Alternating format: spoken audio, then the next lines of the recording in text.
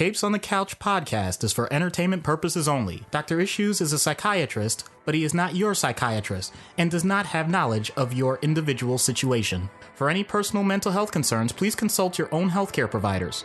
For medical emergencies, please call 911 or the designated number in your area immediately. Remember that you are not alone and help is out there.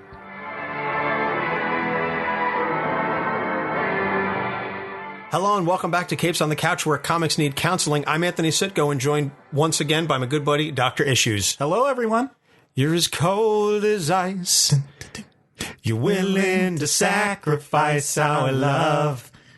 This week's episode is on Mr. Freeze, and I just felt like that was such an appropriate way to start the episode with Foreigner, since that is one of my absolute all-time favorite songs. True story, I once made a mix CD that was literally nothing but Cold as Ice, and I gave it to my sister as a Christmas gift because we love that song so much that I made it was like the same track 13 times, and she listened to the first one, it was Cold as Ice. She got to the second one, she heard the piano kick in, and she goes, "Is this CD nothing but Cold as Ice?" And I said yes, and she goes, "This is the greatest Christmas gift I've ever received." Wow, man, I'm getting the chills just thinking about it. Oh, that was bad. That was bad. Oh, well. Go take a chill pill. All right. So I guess that's the way we're going to start things with this. And it doesn't end. I'm telling you right now, this is the way it's going to be the entire time. Okay. Yeah, basically. So before we get really started in this, you can find us on our website at capesonthecouch.live. We are distributed through the Libsyn network, and you can check this show out on Google Play, iTunes, Stitcher, TuneIn, YouTube, and as of this week, iHeartRadio app. So that's a new way that you can find us. If you are on the app, just do a search for Capes on the Couch, and it will bring up all of the episodes of this show. We've got a Patreon that we launched 2 weeks ago. That is available at patreon.com/capesonthecouch, where you can donate at the $1, $3, $5, and $10 levels for a number of different various rewards. We want to give special shout outs to our patrons so far. First is my mom. Hi, Mom. Thank you for supporting us. We definitely appreciate that. And the other one at our president level is our friend Brian, who has gone just above and beyond. Not only did he subscribe to the show, he also got us some brand new recording equipment, new microphones, and a new mixing board because he got tired of what he felt was the substandard audio quality. And he was like, I just have to fix this. I have to resolve this issue. So Brian, just a million thanks. If, we could name the show after you, we would, or I don't know what else you want. I was actually thinking of taking my knife and carving his name into the side of the mixing board so that it was just like his name was on there permanently. So just so we knew it was that he was responsible for getting us the mixing board. Brian, you are awesome. I'll leave it at that. Okay, fine. Maybe you don't want to kiss his ass as much as I do. That's fair. I can respect that. That's fair enough. You can email us, capesonthecouch@gmail.com. You can find us on Facebook and on Twitter. We've got some good Twitter interactions going lately. The Twitter feed is always kind of entertaining when I bring it up. At least from my perspective, because I tend to be the one who looks at it a lot, and I see a lot of the creators and the artists and everything that we follow as our account, and there's just some really cool stuff on there. Hopefully we can get one or some of those guests, those artists on our show as a guest at some point in the future. That would be kick-ass and super cool. Oh, man, that would definitely make my life, aside from all the other things that I've accomplished. But, hey, it'll be up there. Yeah, definitely. So speaking of cool, this week's episode, I see the roll in your eyes already.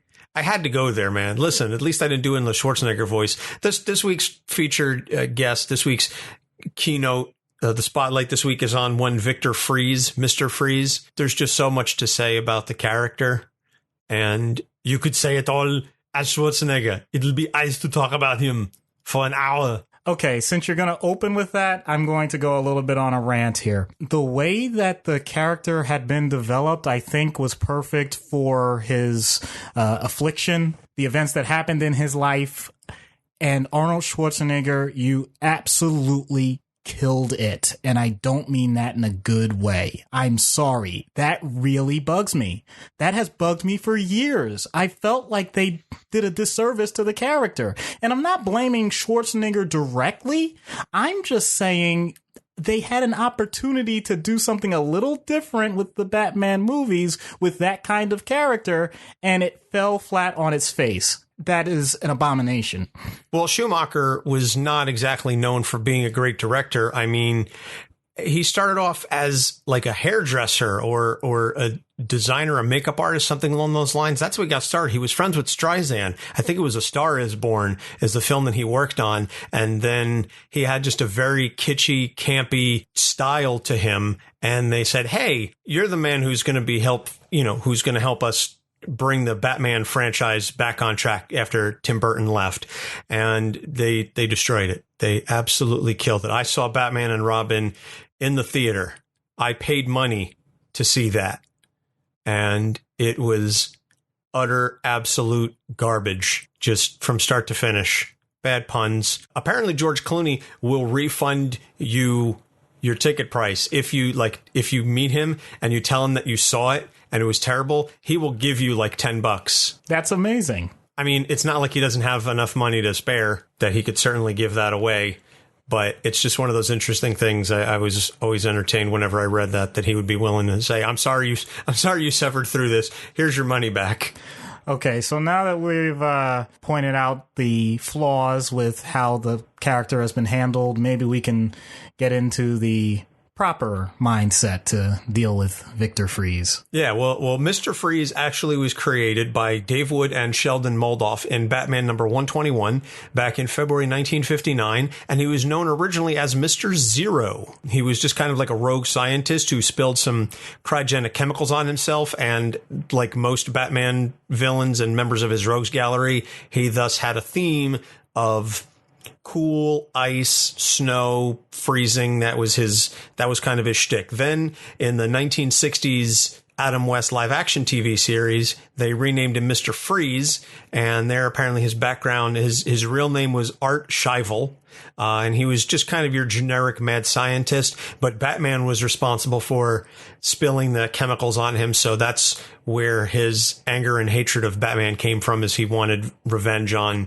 the Caped Crusader for creating that chilling effect it had on his life. But I'm sorry. Yeah. So rather than play into the puns, I'm just going to say in general, how many characters, or fewer characters, I should say, will we have in the comic universe if chemicals didn't just randomly get spilled? Oh, seriously, it's you've got Mr. Freeze, you've got the Flash, Daredevil, toxins in his eyes. Yep, Daredevil. He's got that's how he's blinded. Depending on how you view the Joker. Yeah, exactly. If you fell into the vat. I mean, it's just the list goes on and on and on. So now, much like Harley Quinn, and when we talked about her in her episode, how she was a product of the Batman animated series, and then that led to her being brought into the comics. This is related. It's similar. Mr. Freeze was not created in the animated series. However, the backstory and his entire characterization was completely revamped as a result of the animated series. The amazing episode called Heart of Ice, which won an Emmy. That's how good it was. It won an Emmy Award. It was directed by Bruce Timm, written by Paul Dini, and he got a redesign by Mike Mignola, who was responsible for the basic character design. Mike Mignola, for those of you who don't know, is the creator and artist of Hellboy.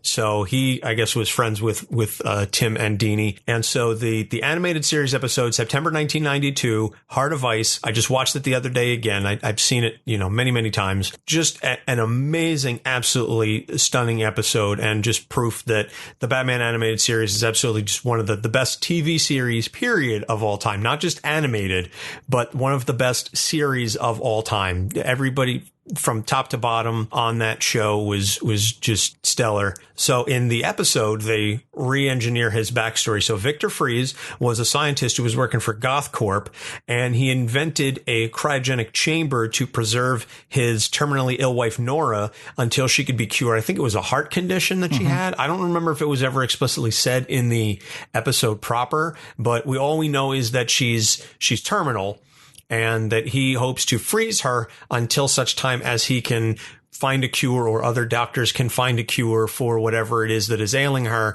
and then they can bring her back and cure her, and then he can be reunited with his wife. Yeah. Now, I'm going to point out, this is something that, although it's science fiction, it does have some basis in reality. There are medical procedures, for example, certain types of surgery where you can take a person's body temperature to, I believe it's 60 degrees Fahrenheit, 20 degrees centigrade. I know I'm going to get people to correct me on that, but the point is, you basically put them in this suspended animation, and it minimizes blood loss, it preserves organs, and people survive this. As a matter of fact, it's a great protective factor. Cryogenics, for certain controversial cases, is now known to everyone because of Ted Williams' head, but, not everything has to have a happy, rosy ending just to make progress in medical technology. Well, I was going to say it was a plot point in The Abyss when Ed Harris and Mary Elizabeth Mastrantonio, or however you say her name, were swimming through, and he only had enough oxygen for one, and she was like, you carry me and swim, and the cold temperatures will help sort of keep me, in stasis until he can get her out. Now, granted, again, that's science fiction, and I'm sure that the character living in the abyss had something to do with it. I digress. The point is that, yes, there is some far-reaching basis in reality, but it's not entirely, this isn't just made up out of whole cloth. In any event, so Victor Fries was working on this cryogenic chamber, but the CEO of GothCorp, Ferris Doyle, I forget exactly, voiced by Mark Hamill, he came in to shut the experiment down, and in the ensuing scuffle, Dr. Fries got some chemicals spilled on him, and now he needs this Sub-Zero suit to keep himself alive. On a side note, again, talking about Mark Hamill, he was brought in to voice the CEO, and while he was there, they said, say, Tim Curry was supposed to voice the Joker, but he got laryngitis and couldn't really finish the episode. Would you mind stepping in and seeing if you can come up with a voice for the Joker? And that's how the most iconic voice of the Joker in animated and, dare I say, all of his appearances was created as a, hey, you happen to be here, let's see what you've got. Yeah, I'm also going to point out, in a strange way, I would love to hear Tim Curry's Joker. There are clips of it on YouTube. I think you can find some of the early audio did manage to squeak out, or somebody leaked it somewhere. Tim Curry's Joker is available, I think, if you look for it hard enough. But anyway, so Mark Hamill's appearance led to the Joker, but this episode revitalized the notion of Mr. Freeze. He'd always been kind of a third-rate member of the Rogues Gallery. He was around, but they didn't really do much with him.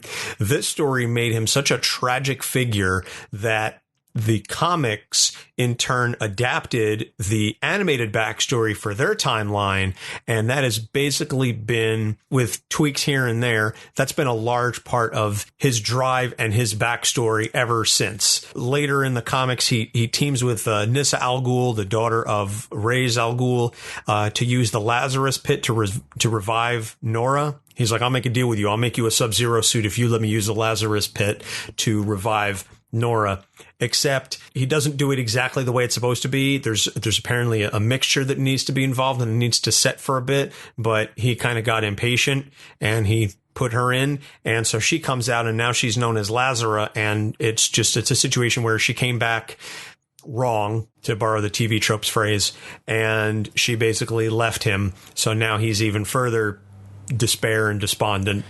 I still think that the main point to all of this is don't get involved with random chemicals, because bad things happen. Yeah, I think that's a fair point to make. So the New 52 reboot comes along. So now we discover more of his backstory. And because it's the New 52 reboot, everything is sort of new again, but not entirely. But we're going to pick and choose where we want to, I guess, carry things forward. As a young boy, Victor Freeze's mother fell through ice, and it helped keep her alive until help could arrive. And so he became fascinated with cryonics as a result.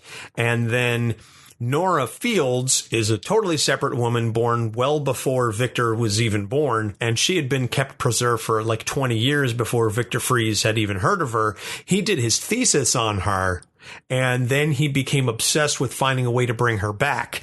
And it got to the point that he was working for Wayne Enterprises and was spending lots of money and trying to figure out a way to bring her back. And Bruce Wayne himself shut down the project. And much like the animated series episode, in the ensuing struggle, the chemicals got spilled on him and he ends up needing the Sub-Zero suit. So in that aspect, or in that respect, I suppose it's similar to the animated series, but I like the way that they make it so that Bruce Wayne is directly responsible, because he says, to Victor, you're going down a dangerous path and I can't have you spending company money on your personal vendetta, obsession, what have you. So he does a little bit of this and that. And then at one point he gets captured by the Red Hood and he gets sent to Arkham, and then he escapes. And then he says, I'm going to kill Bruce Wayne because he's the one who made me this way, and I'm going to leave Gotham with Nora, and I'm going to find a way to revive her, and we're going to be happy forever. And then he ends up getting stopped by Batman. And there's again, minor things here and there, but those are kind of the key points of the backstory. But in essence, it all comes back to that animated episode that really just re-engineered the entire character and gave him this brand new raison d'etre, whereas before he was this generic mad scientist who just, had a icicle fetish. And now he's actually given this backstory that makes you feel for him. And that's all honestly credited to Bruce Timm and Paul Dini, with a tip of the hat to Mike Mignola for the character design. Yeah. I mean, basically, Victor has become cold to the world. I realize that there are going to be so many unintentional puns as there are intentional puns with this episode. And most of the unintentional ones are going to be me, and the intentional ones are all Anthony, so blame him. I think that's fair. So, like I said, that's kind of his backstory, and it's been changed by the Batman the Animated Series. So now we get into the issues, and the first thing is, let's talk about his obsession and love of Nora. Now, again, in the animated series and in the pre-New 52, it was his wife, whereas now Nora is literally just some woman who's been in cryogenic stasis for 20, 30 years that he's become obsessed with. But this is his driving thing, his love and obsession for this one woman.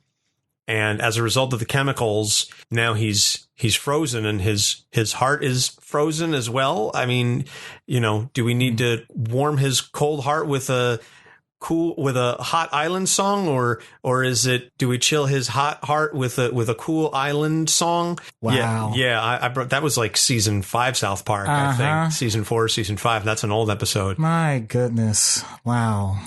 It's unfortunate that Mr. Freeze has an icebox where his heart used to be. Hey man, if you can make random references, I can do it too. Okay. So the whole point of this though is that Nora was, and still is, the number one focus in his life. First, I'm going to focus on her as his wife, mainly because most people can understand that level of connection. You meet someone, you feel like you want to spend the rest of your life with them.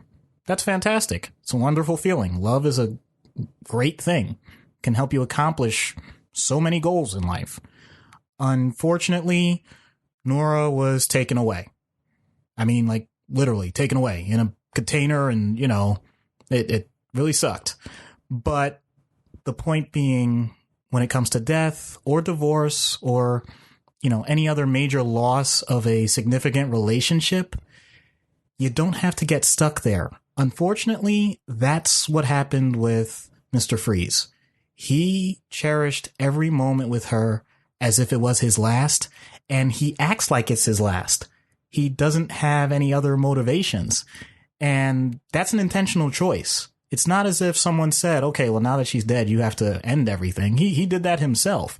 And I know that he has this now physical affliction to go along with it. I understand that. But whenever someone gets to the point that they feel like they're at the top of how they can emotionally feel about something, and they're starting to come down, which is totally natural, then for some reason, I don't pretend to say that there's an automatic trigger for any of this, but in this particular character, he fell off a cliff and he didn't bounce back. That's what we're seeing here. It's a true tragedy. It's a shame. I mean, You know, we've all lost someone. We've all had that happen to us. You know, this has been talked about ad nauseum in pop culture about the stages of grief. I would have to hazard a guess that he's in the combination, I'd say, bargaining stage, where if there was some way to bring her back, which we know he tries to do, then everything would be A-okay in his mind. And what happened when he actually did it? Was it okay? It was not. Not even close. Which is another part to this, which is the anger that he suffers and he brings out towards society as a whole. But to focus more on Nora again, relationships change over time. So even if she hadn't died, and I do appreciate then the new 52 version, he made that connection himself. Nora never had any relationship with him. He was the one that puts all the effort, all the energy into this. First, it's on an intellectual level, and then it morphs into where he thinks it's something more and just super weird and whatever. But the point is, if things aren't going the way that they used to, but you could still have some sort of connection, it might be okay to go with that. You know, you have to let, you know, nature take its course. Whatever is going to be is going to be. You don't have to just fit that square peg in that round hole. He's created this schema, this image of Nora in her perfection, and nothing else is going to ever match it. Even Nora in a different form. That's a huge, huge problem that I'm not sure anyone's ever going to connect with him in the comic universe because of it. He's built her up in any version, whether it's the version that he remembered specifically or the version that he idealized in the new 52 version. He has built her up as this ideal individual, and nothing is ever going to meet that. That's going to mess with your head. I don't care who you are. And that ties into, I guess, the second part of this is his misanthropic view of the world, wherein because he had this amazing love, and we'll focus again primarily on the version where she was his wife, because I think that's the version that most people know, and it's only been changed in the last few years. The version of Nora where she was his wife, he loved her and she made him very, very happy. And now she's gone. And as a result, he hates everybody who is not her. And it creates such a contrast and a dichotomy between the version of him that he was before the accident, before she was taken away. I would even say it's before the accident. And I'll bring it into the animated series episode. If you have ever seen it, Batman is watching the tape of Victor Freeze where he's discussing what his treatment options are for Nora. And it's a situation where he's talking like a normal person. He's carrying himself like a normal person who very clearly cares for Nora and wants her to get better.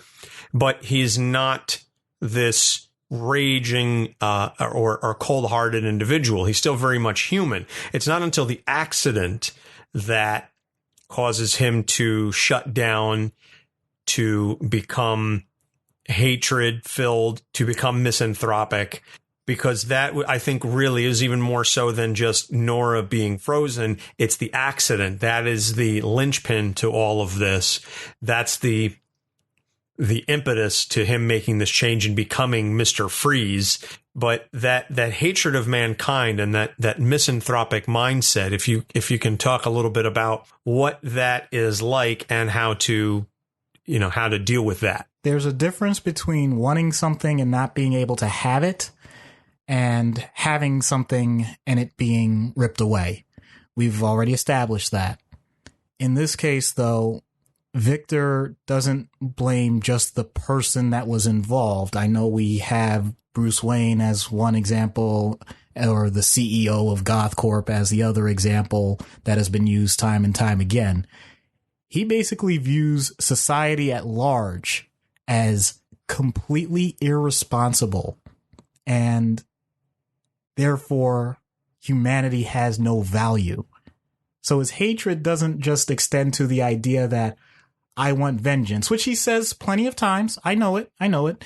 But that's the surface issue. The deeper issue is I've lost the ability to have faith in anything in life being worth it. That's the type of factor that is going to allow a person to use everyone as their plaything. They don't have to worry about consequence. They don't have to worry about emotion. They don't have to worry about relationships. In a weird way, it makes things easier because all of their efforts can be put towards whatever they consider to be meaningful goals. In this case, okay, fine. He held on to Nora. That's one. Destroy everything. Okay, that's another. I don't know. I don't think Mr. Freeze thinks about anything else. I don't think he thinks about golfing. I don't think he thinks about, like, oh, wow, I really went overboard by trying to freeze an entire building and kill people. Like, no, who cares? That's totally irrelevant. I know we've talked about nihilism before, but this goes beyond that. This is a situation where he just can't put forth the basic effort to try and connect. It's not just whether or not it's a good interaction or bad interaction. It's there. Forget it. Well, I was going to say he's got a very singular focus, and we've discussed that with a couple of other characters. To have such a singular focus to the point of excluding literally everything else in life is incredibly dangerous. And to have the point of that focus be an individual is even more dangerous. And to have that individual not be someone who understands or can reciprocate any of the feelings that are being directed at them, this is entirely a one-way street. We are told that Nora, again, the married version of Nora, we are told that she loved him. He expressed on numerous occasions of how she loved him and that love. But if you think about it, it gets even more twisted in the New 52 reboot because she has no idea who he is. She has literally never met him, but he has built up this idealized focus in this singular individual who cannot reciprocate it. It's not even a situation where she could and chooses not to. She doesn't even know he exists. And that is an incredibly dangerous mindset to have. Wow. I think you took it to a level that I didn't expect, and I certainly appreciate it because... Well, I didn't even think about... I mean, we were going over the notes beforehand, and that was something that hadn't even crossed my mind until we started talking about it. And all of a sudden I said, oh my God, like he's singularly focused on one person and she can't respond. And that's stalkerish, dare I say. Well, on one hand, yes, it could be considered stalking, but on the other hand, I think that's near psychotic. I'll tell you why. No argument here. Well, just do me a favor, Anthony. Turn and talk to that wall over there. I mean, just have a full-blown conversation with it. Tell it all your feelings, all your emotions, all your goals, hopes, and dreams in life. Tell me what you get back. That's a problem. Does it count if I do that with the cats? Well, at least that's a living thing that is responding to you, even if it just purrs and, walks away in complete indifference. At least you know it was alive and it's doing something. I'm not saying Nora wasn't alive, but the point is, at least in the way Victor is now trying to interact or trying to create this focus of her being alive and what she was, my goodness, I'm not exactly sure how anyone's going to be able to bring that back to a point where Victor will be able to appreciate not just that this is futile, but let's suppose that miracle of miracles happen and Nora is back the way that she was. We actually don't know what Nora wants. Nora can change, even if she were at that exact point the person that he remembers. People are dynamic. So it could, in theory, be a situation where Victor gets his wife back. She's absolutely stunning. She has the same personality, and now she has different interests. Or she wants to do something different than what they had originally planned together. Or she simply says, I don't love you anymore. I don't want to see that action happen. I don't. I know it happens with like Lazara, but that I actually saw that comic. It's not as dramatic as you think it is. It's just more like a mic drop. I'm out of here. you know? So it doesn't have that emotional impact. I'm saying, you know, if she were brought back the way she was supposed to be, that would probably be a disastrous scene. And that doesn't just apply to Victor Fries. I mean, these are the types of things that we do in our everyday lives. We think that things are going perfectly in certain aspects, but we don't know the other factors that are going to be changing it over time. And if we don't take that into consideration, we're setting ourselves up for some big disappointment. Well, I think, you know, to some extent that has to do with the notion of agency, that Nora doesn't have any agency right now because she's unable to do anything. You know, she's unable to think or what have you. So Victor, by projecting all of these thoughts and desires and goals on her, is absolutely stripping her of any agency, because even if she comes back, she has to be the version of herself that he has built up. Otherwise, he's going to be so incredibly disappointed, and that's going to lead to problems. And that's never going to happen. Even if, as you said, she's brought back, she's still not going to be exactly what it is that he wants, because he is deprived her of any and all agency and ability to act for herself. And he's just setting himself and Nora up for failure. This is a little bit of a tangent, but I think it's worth doing because hopefully someone gets some benefit out of this. What was Nora's wishes in circumstances like this? What was her wish when she was this critically ill? I understand it might have been an emergency decision, but I mean, I don't know if she ever had a will or power of attorney or something, you know, like just to let Victor know if this is really the route that she wanted him to go in the first place. For all we know, she could have said, hey, if I was severely ill, just let me go. And he's been violating that this whole time. That is an excellent point. And as an attorney who specializes in estate planning, you know, family trusts and elder law, that is something that I hadn't even considered until you just mentioned it. But you're absolutely right. Does Nora Fries have a living will? If so, was it ever, you know, considered? Did they ever have this discussion? Because we know she was terminal, but and I'm certainly aware that for the sake of the story that you can't foresee all of these types of situations, but that's why we're here, to think about all the stuff that writers didn't think about or chose to ignore or what have you. Did Nora Fries have a medical proxy? Did she have, you know, a living will? Did she have these things figured out in advance? And I do know that, and you and I have talked about this, Doc, that at some point we're going to have a special legalized focused episode, you know, and discussing estate planning in a universe in which death is not permanent. But similar to this is, you know, these characters that are in comas for extended periods of time, etc. What are their wishes? Are these things ever considered? So I hadn't thought of it until you brought it up, but that is an excellent point, and I think it will definitely have to be included in the conversation in whatever future episode we choose to have about these kinds of things. Absolutely. I mean, I think we've kind of banged the drum pretty hard here, so I think we can start the transition in terms of talking about treatment. Yeah, so starting as we always do with the in-universe treatment, and given that we're in the DC universe and you have access, and we've brought this up to in prior episodes, you have access to telepaths and empaths and people with phenomenal abilities. What do you say to Victor Fries to get him to start to move on from Nora and understand that there are other fish in the sea, even if they're, you know, frozen fillets? Okay. First of all, kudos for that shocking metaphor. You're very welcome. I'm sorry I hadn't done an Arnold impression in a while. It needed to come out. Get down. Okay. I think we've already mentioned that Victor has had trouble with the loss that he suffered. I think it would be a good idea to find a way to get him to connect with someone. I actually have someone in particular in mind that many people in our audience may say, who on earth is that? And I think there are going to be one or two that say, oh my goodness, really?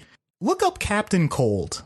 Okay, this is a gentleman that also has suffered some loss, particularly his sister. Well, he's in The Flash, I think. Yeah. So if you watch the Flash TV show, you probably know who Captain Cold is.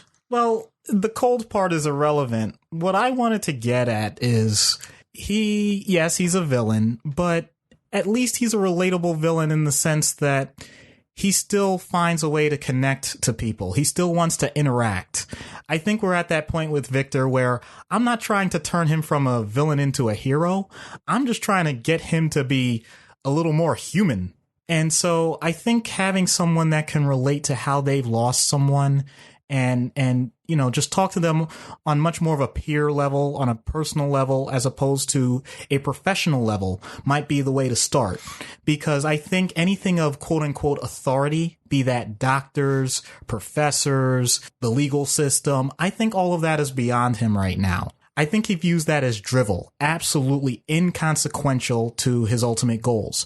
But if he recognizes that there are other people, even if they're villainous, are trying to accomplish things in a way that still involves dealing with humanity on a daily basis, that might be the first step. I know that sounds like a horrible first step, but I really do think this man is that desperate where we'd have to resort to using villains as the number one target. So villain team up would be a good, or at least, you know, a possible option for therapy and treatment for him. Well, at least to start. I mean, from there, you know, maybe to get him more comfortable, you can put him in like the Fortress of Solitude and stuff, because that's always considered to be in an icy environment, you know.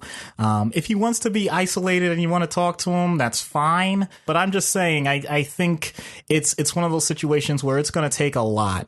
It's not something that I would sit down on a couch or anything, mainly because I would probably be freezing my butt off in the room. That's probably fair. So now transitioning to the out of universe. Now, obviously, we can't get into the old powers and he has the ice gun and the suit and everything. But the notion of loss and the notion of isolation and misanthropy, I think, are certainly manageable and realistic enough that you could definitely see a situation where someone has suffered incredible loss, and rather than find a way to heal themselves through love and interaction with others, that they go the isolated route. How do you get through to someone who feels that after loss, particularly a great loss, a spouse or anything of that nature, that life is not worth living and could be potentially suicidally depressed or just, you know, withdrawn from society? How do you deal with that? I didn't come up with this quote and I don't remember what it's from, but I think it's a great way to start. Don't be sad that it's gone. Be happy that it happened. In other words, you've had positive experiences and there's no law that says that you can't have future positive experiences. Now, that person is not going to be thinking future oriented at that point, nor should they be. But that's what humanity has actually done for centuries now, which is find ways to honor the dead or mourn whatever the loss is. It doesn't have to be death, but basically you do everything from scrapbooks to journals to now we have the technology. We have photographs, video, all the things that allow you to remember the person as you want to remember them. That's the whole point of mourning. Different cultures have different ways of doing it. You know, people have always heard the term drown your sorrows. Now, as a psychiatrist, I can't advocate the use of excessive alcohol, but the point still stands. You have to have outlets. You have to have ways, even if it is in isolation. Art and creativity is something that seems to spill forth from the soul. I apologize if I'm getting too esoteric here, but I can't help it. It's amazing what people can create when left alone with their grieving. Often you can attribute that to what is in your surroundings without other people interfering, ironically. People create music, people create drawings, pictures, you know, people create sculptures. It doesn't have to be like that, though. If you don't consider yourself to be an artist, we now have mediums of music, of comics, of books, literature, you know, so many different ways that we can connect with people that may have had similar experiences. And everybody listening to this, I know you can do this. Think about a time where you were grieving something and you put on that song. I don't care what it is, but you know what I'm talking about. That song that spoke to how you were feeling in the moment. And whatever the reaction was, you cried, you raged out, you know, whatever it is that you did. Laughed. Yeah, exactly. All emotions are fair game. And sometimes, depending on the moment, you feel all of them simultaneously. Yep. Absolutely. Absolutely. But the point is, you do it for yourself, however long it takes. And from there, once it's actually out there in the ethereal, in the world, basically, usually you're going to get some relief. And it's going to take time. I know people are probably bored with me saying that so many times, like, oh my goodness, is there any of these things that ever do a quick fix? Well, I'm sorry, not really. But at the same time, the whole point is it's something that a person can do individually. It doesn't have to be someone sitting on a couch. It doesn't have to be with a professional. Obviously, if it's at the point where someone really thinks that life is not worth it and suicide comes into play, then yes, by all means, a professional should be involved. No question about it. But if it's not at that point, there are myriad ways to deal with this. You don't have to reinvent the wheel. Or, if you feel like you're smart enough, reinvent the wheel. Whatever. Just do something that is going to be a tribute to whatever it is that you feel like you've lost. I guarantee you it's going to bring you closer to humanity as a whole. Dealing with misanthropy as its own individual situation, that's something that's a little tougher. That's the type of thing where it depends on what they're trying to accomplish. If the person is still functioning, if they're working, if they have at least a few people that they still consider to be valuable, then you cling on to those and you try and strengthen those bonds through therapy. But if it's a matter of the person feels like no one's worth it and it's nothing, oh my goodness, then we're talking hospitalization. We're talking whatever resources we can throw at them to just see if we can, first of all, protect society, because often these people are making decisions that are going to have dire consequences for the people around them, whether they intend it or not. I'm not saying that these are the true villains that are actively trying to destroy society. I'm just saying that they clearly have damaging consequences whenever they try and interact because of their attitude. So you're basically gonna have to rein it in. You're gonna have to give them the basic structure of what these interactions are supposed to be like so that there aren't horrible consequences.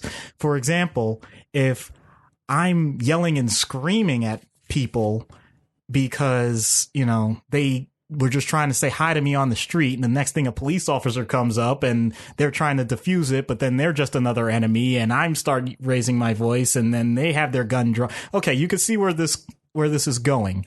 None of that had to happen. Just getting them to acknowledge that you don't have to start a fight when there is none might be the very first place to start. And I know that's actually the similar start with the basics that I pointed out with Mr. Freeze as well. Don't try and make things overly complicated. You don't try and create Gandhi, a peacekeeper. You're trying to create someone that's not going to do damage first. First, do no harm. Yes. Well, I know about the Hippocratic Oath. I figured it would just, when you were bringing that up, it seemed like the appropriate thing to say. First, do no harm, and then you go from there. I was trying to avoid saying it only because I don't want people to feel like that is a responsibility of everyone in the world. I think it's a great tenet to live by, but I'm not going to just automatically push it on others. Well, I think we would all do well to first do no harm. I don't see the problem in, having that as a basic tenet for all mankind to live by. First focus on, not hurting other people. And unfortunately, I understand I'm not naive, and I know that there are going to be situations where you have to hurt other people. But if you can try to avoid doing that, please do. So we've gone over the in-universe and the out-of-universe. Is your office temperature regulated? Do you maybe have to turn on the air conditioning a little bit, or? I don't know how many BTUs these things require or what, I got the thermostat set low. Well, I guess we'll see. So we're going to get Mr. Freeze on Dr. Issues' couch in the icebox, in the cooler, maybe? Now, does that mean that my butt is going to get stuck to the chair? Because, that's... Well, we'll see. We'll get you seat warmers. Anyway, Mr. Freeze on Dr. Issues' couch. Hello, Dr. Freeze. I'm Dr. Issues. Hello, Doctor. I know it's been a while, but I wanted to offer my condolences on your loss. Your concern is noted, but like all the others, futile. So what is it that you want to accomplish with this session? The only thing I wish to accomplish is to be reunited with Nora. Nothing else matters. No one else matters.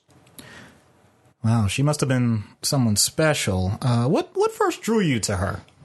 Her warmth. Her smile. She made me feel like no one ever had before. And no one ever has since. Okay, and when she made you feel that way, how did you respond to her? I gave her everything I could. Everything I ever was. And it would not have been enough to equal what she meant to me. Well, you've already said my attempts are futile. But are you sure you want to discuss something that seems to have left you a long time ago? I mean, do you even understand what emotions are anymore? I understand as few do, Doctor. It has been said that one doesn't know what they have until it is gone. Accordingly, I posit that I understand love and loss in a way that you never will. Look, we all have unique loves and losses. Plural, Dr. Freeze. What I need to figure out with you is, how do we thaw that cold heart of yours? There will be no thawing, Doctor. However, I invite you to join me in my cold world. After all, with you here, I will no longer be isolated.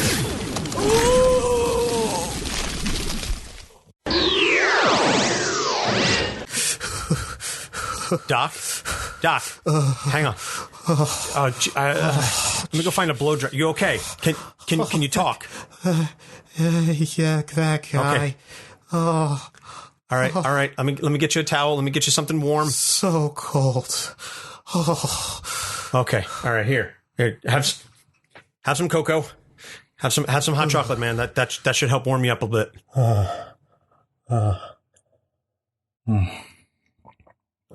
Yeah, okay. There we go. Good. All right. Jesus, you turned blue. Ooh, wow. I just can't imagine being that way for the rest of my life. Yeah, I mean, he deals with it all the time. You were that way for 15, 20 seconds. I'll get you some thermals. Yeah. Does Icy Hot work that way, too? I don't think so. Okay. Maybe a hot toddy? Could be. Now that could help. Yeah. I just want to get drunk. Hey, I'm not going to stop you. I ain't going to say no to that. So that's going to about do it for this week's episode. Next week, we tackle Scott Summers, Cyclops. And I know you already made the joke last week about going from Mr. Freeze to Summers. But, and it's really warm now, at least, here where we're recording. It's been a very warm couple of days. And as we approach the summer season, we're going to get into talking about Scott Summers. And then the following week, we have switched it up. I know we were supposed to follow up Cyclops with the question, but our president, Brian, has suggested we do Legion. So to sort of tie in with the Legion season 2 finale, we're gonna tackle that, and then we'll move the question. And that's one of the benefits you get for subscribing to the show on our Patreon is $10 a month gets you a guaranteed once a month you can pick a comic book character, and we will answer any questions that you have about that character. So if you feel like subscribing, you can go to patreon.com/capesonthecouch. We have a number of levels. At the $1 level, you get a shout out. At the $3 level, you get early access to the show. At the $5 level, you get a full, uncensored, longer edition of the skit. And as I just said, at the $10 level, you can basically pick once a month a character for us to do, and we will guarantee answer any questions that you have about that character. So that's on our Patreon page. As I said at the top of the show, you can find us on our website, capesonthecouch.live. We are distributed through the Libsyn Network. You can find us on Google Play, iTunes, Stitcher, TuneIn, YouTube, and iHeartRadio. Doc, anything else you want to add to that? I just have to make sure for next week that I am laser focused. Oh. All right, that's fair, I suppose. If we're gonna get in a Cyclops pun, that's a decent one to get, I suppose. Oh, and also, as I forgot to mention, our Facebook page is very active. Our Twitter feed, Capes on the Couch, and you can email us at capesonthecouch@gmail.com. We've gotten some great fan emails, and we always make sure that we respond to each and every single one of you because we love to hear from you guys. So please like, subscribe, leave a positive rating, review on whatever platform that you listen to us on, if you can, and please continue to interact with us in every way as we continue to grow and move forward with the show. So I think that about does it. Yep. All right. So for Dr. Issues, I'm Anthony Sitko. Thank you so much for listening. We'll see you next week. Capes on the Couch podcast is for entertainment purposes only. Dr. Issues is a psychiatrist, but he is not your psychiatrist and does not have knowledge of your individual situation. For any personal mental health concerns, please consult your own healthcare providers. For medical emergencies, please call 911 or the designated number in your area immediately. Remember that you are not alone and help is out there.